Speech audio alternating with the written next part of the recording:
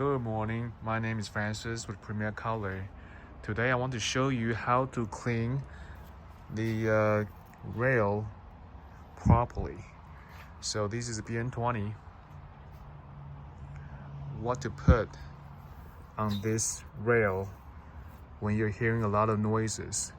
You really don't want to put anything that is not approved.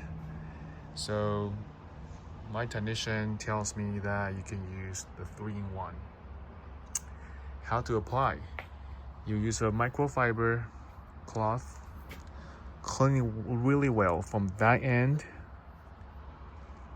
and now push the head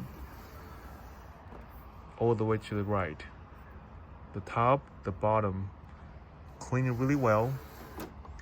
And now the second wipe will be microfiber with alcohol. Clean really well, wait till it's dry, and now apply the 3-in-1 oil that you can buy on Amazon. How do you apply?